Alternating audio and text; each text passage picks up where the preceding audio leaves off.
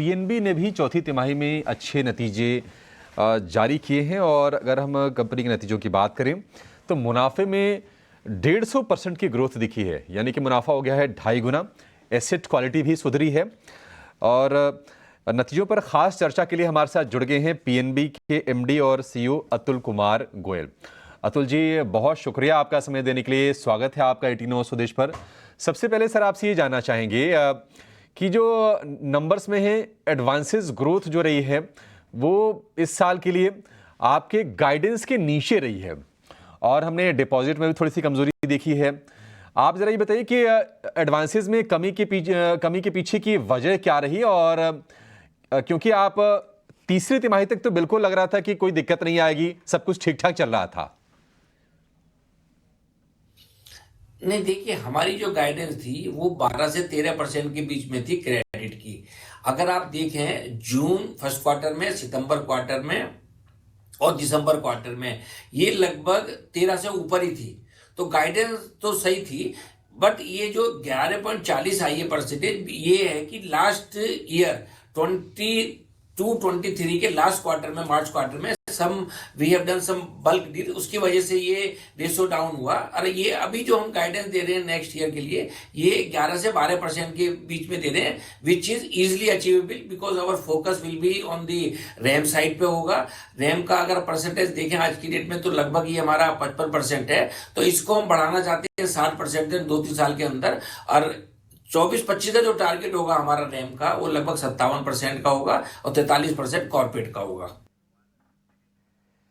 नमस्कार अतुल जी, मैं सृष्टि बात कर रही हूँ। अगर आपकी गाइडेंस की बात करें तो वित्तीय वर्ष 2025 की जो आपने एडवांसेस और डिपॉजिट ग्रोथ की गाइडेंस दी है वो वित्तीय वर्ष 2024 से कम है। क्या यहाँ पे आप कोई चैलेंजेस देख रहे हैं ग्रोथ के लिए? वित्तीय वर्ष 25 की बात करें तो कोई रिस्क फैक्टर्स जो कि आपको लग रहा है कि प्ले हो सकते हैं नंबर्स में? कोई चैलेंज ऐसा नहीं है। देखिए Punjab national bank largest bank है कंट्री का, तो फोकस जैसे मैंने बताया आपको रैम में होगा। रैम में डिमांड है, रूरल एरिया में भी आजकल बहुत डिमांड है, टायर 2 टायर 3 सिटी में भी बहुत डिमांड है, और बैंक की 10,000 ब्रांचें हैं ऑल ओवर इंडिया में। और आप अगर ग्रोथ देखें 11.40 ग्रोथ थी आपकी क्रेडिट में, बट हाउसिंग लोन में जो ग्रोथ है वो 14% से ज्यादा है। इवन जो है व्हीकल लोन में ग्रोथ है वो 25% से ज्यादा है।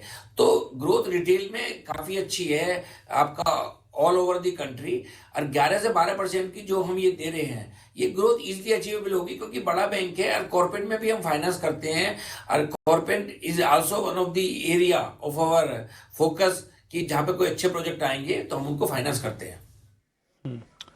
अतुल जी, पहले तो बहुत शुक्रिया आज आप टाइम निकाल रहे हैं पोस्ट नंबर्स बातचीत करने के लिए। मैं आपके एसेट क्वालिटी पे थोड़ा ध्यान दिलवाना चाहता हूँ। आपको पता ही आपकी बैलेंस शीट्स के बारे में मेरे को हर जगह तो ठीक दिखा, लेकिन अभी आपके जो 2 कोर एरिया जिसके लिए पीएनबी टिपिकली जाना भी जाता है वो एग्री बैंकिंग के लिए और एमएसएमई के लिए, वहाँ पे दोनों पे ही आपके ग्रॉस एनपीएस जो हैं वो अभी भी थोड़ा कंसर्न है, थोड़े बड़े हुए हैं।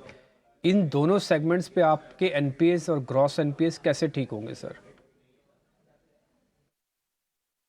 देखिए ये जो है अभी आप रेशो की अगर देखें तो ये अभी बहुत कंफर्टेबल पोजीशन में हम आ गए। नेट एनपीए में हमारा ग्रोस एनपीए 5.73 में है, और जो ये गाइडेंस है नेक्स्ट ईयर की 5 से नीचे आएगा। सिमिलरली नेट एनपीए जो है 0.73 है, ये 0.50 से नीचे आएगा।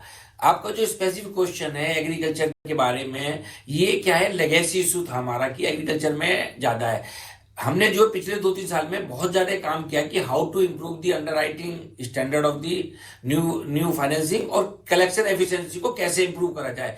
मैं आपको एक डाटा दूंगा जो हम एवरी मंथ मॉनिटर करते हैं, 1 जुलाई 20 से लेके 31 दिसंबर 2024 तक की जो हम नई अंडर राइटिंग कर रहे हैं वो कैसे बिहेव कर रही है। इस लगभग जो है आपका 3.5 साल से ज्यादा का जो डाटा है, इसमें अगर आप देखें तो हमने लगभग 7.87 ट्रिलियन का हमने जो है फ्रेश सैंक्शन किया है। उसमें जो डिसबर्समेंट अमाउंट है वो 7.10 ट्रिलियन की डिसबर्समेंट की है, और उसके अगेंस्ट जो आउटस्टैंडिंग है मार्च 24 में ये 5.53 ट्रिलियन है। तो इसमें अगर आप देखें तो एनपीए केवल जो है 1775 करोड़ मात्र है, जो टोटल आउटस्टैंडिंग का 0.25% आता है। तो इसमें मैं सेगमेंट भी अगर आपको देता हूं कि आपका स्पेसिफिक क्वेश्चन एग्रीकल्चर में है, तो एग्रीकल्चर में जो नई अंडर राइटिंग में 0.38% केवल जो है एनपीए है, और अगर आप देखें तो रिटेल में ये 0.21 है और एमएसएमई में 1.42 है। तो नई अंडर राइटिंग जो हो रही है उसमें स्लिपेज बहुत कम है। जो एग्रीकल्चर में जो एनपीए ओवरऑल है वो पुराने अकाउंटों में थे, तो नए में वी आर वेरी कॉशियस।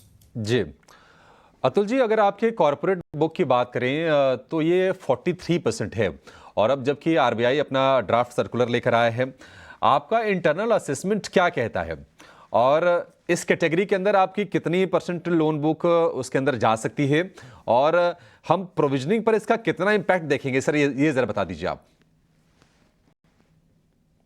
देखिए, इसमें मेरा मानना ये है कि ये भी ड्राफ्ट गाइडलाइंस है।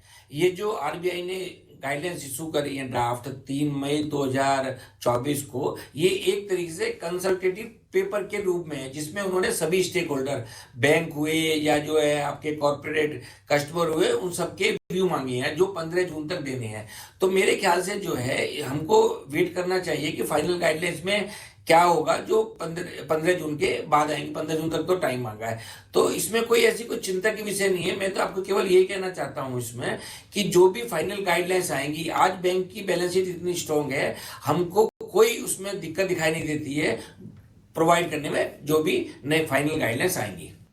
ओके अनाथल जी, हमारा आखिरी सवाल आपकी कॉर्पोरेट बुक को लेकर होगा, क्योंकि हम देख रहे हैं कि कुछ जो है जो रीसेंट बदलाव हैं या रीसेंट डेवलपमेंट्स हैं उसे लेकर, तो क्या यहाँ से आप कुछ उम्मीद कर रहे हैं, ऐसा एंटिसिपेट कर रहे हैं कि आपकी कॉर्पोरेट बुक में कोई चेंज होगा या फिर थोड़ी सी स्लो डाउन आ सकती है? क्या वहाँ पे कोई ऐसे अंदेशा है?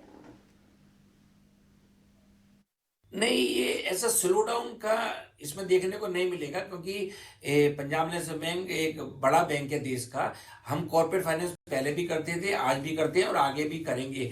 वो तो हमने बताया कि हम थोड़ा रिटेल पे भी फोकस करना चाहते हैं ज़्यादा, तो 60% का वो रेशो होगा आपका रैम का और 40% का होगा। बट अगर ये डिमांड ज़्यादा होती है किसी वजह से कॉर्पोरेट में, तो हम उसको देखेंगे कि वहाँ पे उस टाइम अगर ये रेशो चेंज करने के लिए भी जरूरत होगी तो हम उसको जरूर चेंज करेंगे, क्योंकि कॉर्पोरेट फाइनेंस हमारा जो मेन स्ट्रॉन्ग एरिया है बैंक का। ठीक है अतुल जी, बहुत बहुत शुक्रिया, थैंक यू वेरी मच। आज आपने टाइम निकाला और बातचीत की और हमसे ये बताया कि हाँ कहाँ पे एसेट क्वालिटी आपकी जो ख़राब है उसको कैसे ठीक करेंगे, और नंबर्स पे अपनी राय रखी है। बहुत शुक्रिया sir, thank you very much समय देने के लिए। और काम कर लेते हैं कपिल, मार्केट खुलने के बाद कोई और सौदा आपने नोटिस किया हो? जी बेसिकली जो सुबह हमने एक ओपनिंग कॉल्स में एंड्योरेंस का कॉल दिया हुआ था, तो वो ऑलरेडी ऑलमोस्ट 7% से ऊपर है, और जो 2100 का टारगेट था तो ऑलमोस्ट 2085 का इसने हाई बनाया हुआ है। तो ये एक अच्छा ट्रैक्शन में हमें देखने मिल रहा है, और बेसिकली वो मोमेंटम कंटिन्यू हो सकती है, लेकिन इंट्राडे में ऑलरेडी 4% का गेन हो चुका है, तो प्रॉफिट बुक कर सकते हैं शॉर्ट टर्म ट्रेडर्स। और जो दूसरा स्टॉक मैं यहाँ पे रडार में रखा हूँ, आईटी स्टॉक्स इतने पॉजिटिव में ओपन नहीं हुए हैं, लेकिन टेक महिंद्रा पे मेरा भरोसा अभी भी कायम है। यहाँ पे स्टॉक में बिल्कुल से ट्रैक्शन मिलना चाहिए। और दूसरा जो स्टॉक है वो मैं एक सन टीवी पे फोकस करना चाहूंगा। मीडिया स्टॉक बिटन डाउन स्टॉक है, लेकिन टेक्निकल स्ट्रक्चर मुझे इसका काफी अच्छा लग रहा है। कल के फॉलिंग सेशन में भी इसने अच्छा होल्ड करके रखा हुआ था, और आज बुलिश फॉलोअप साइन देखने मिल रहा है।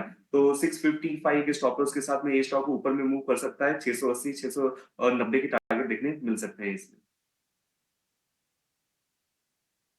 तो ये आपने हमको ट्रेड और बता दिया, इस पर ध्यान रखने वाला होगा। खैर इस बीच में आपको बता दो